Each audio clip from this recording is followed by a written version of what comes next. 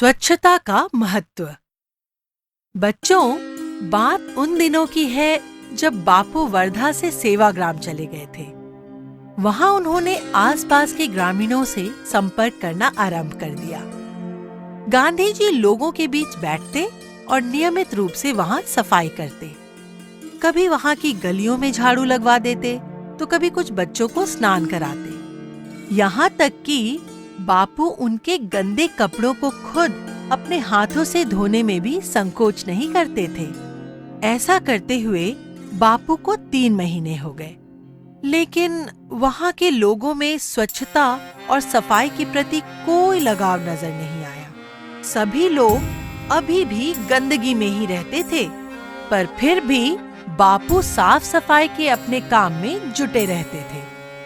गांधी जी रोज 2 घंटे गांव में बैठक बुलाते थे और प्रत्येक व्यक्ति को सफाई का महत्व समझाते थे। वे मैले कुचले कपड़ों में ही घूमते रहते थे। बापू के साथ आए कार्यकर्ता यह सब देख रहे थे। एक दिन एक कार्यकर्ता आया और उसने बापू से कहा, बापू, आपको इन लोगों की सेवा करते हुए महीनों बीत गए, पर कोई परिणाम दिखाई नहीं देता। अपनी सफाई तो छोड़ो, ये अपने बच्चों को भी साफ सुथरा नहीं रखते।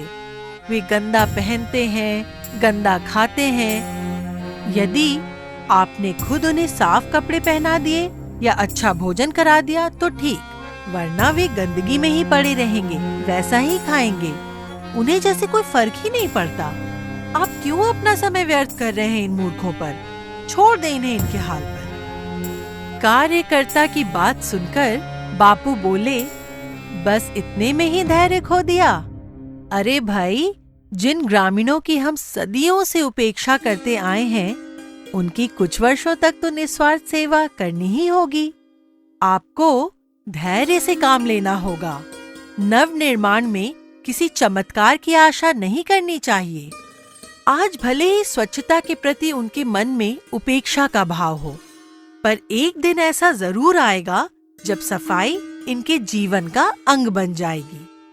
कार्यकर्ताओं ने गांधी जी की बात पर अपनी सहमति दिखाई और वे पूरी लगन, निष्ठा और नव निर्माण का सपना संजोकर वहां सफाई अभियान में जुट गए।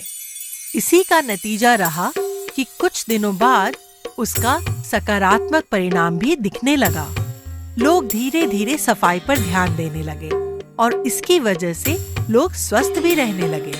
लोग शौचालय को भी साफ रखने लगे।